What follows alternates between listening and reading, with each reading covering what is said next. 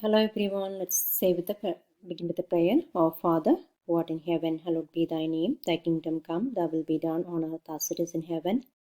Give us this day our daily bread, and forgive us our trespasses, as we forgive those who trespass against us. Lead us not into temptation, but deliver us from evil. Amen. In the name of the Father, and of the Son, and of the Holy Spirit. Amen. So section 10.6, surface area of cones, right? So there are two kinds of height.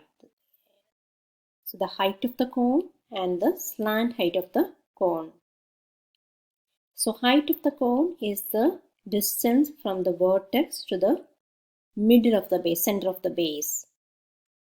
Whereas the slant height is the distance from the vertex to any point on the base.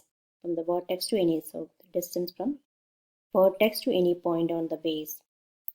Now, to find the net of the cone. So we have a cone, and if you cut it open and lay it flat, we get this figure, right? So we have a circle and this particular shape, right? Now, to find this total surface area, so we need the base area and this is the lateral area. So what kind of shape is this? This is called a sector. What is a sector? A sector is a part of a circle enclosed by two radii and the intercepted arc. Now, how do you find the lateral area of this sector? How do you find the area of the sector? So this is the base area, this is the lateral area. So in order to find the lateral area, we can use the proportion, says area of the sector, that's what we are going to figure out, right? Over the area of the whole circle. So we have two kinds of circle. We have a small circle and we have if you expand this, we have a big circle, right? So area of the sector over the area of the whole circle equals arc length. This arc length, the length of this particular part, right? Arc length over the circumference of the whole length, or circumference of the circle, the whole length. So arc length over the whole length.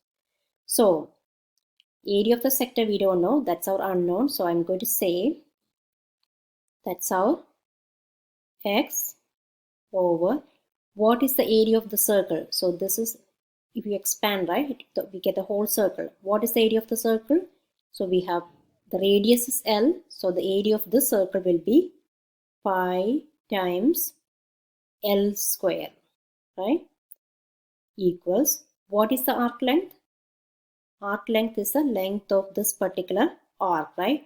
How do we figure this out? This length.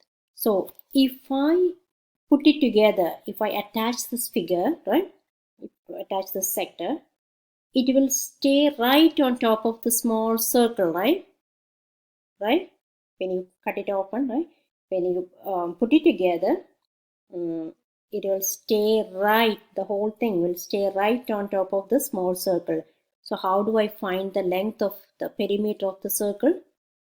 The perimeter of the circle is the circumference of the circle, so which is 2 times pi times r. R is the radius of the circle, right? So this will be 2 pi r over.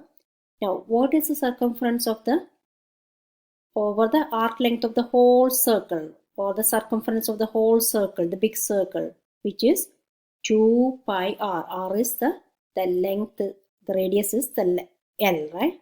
So circumference of this circle will be 2 times pi times L, right?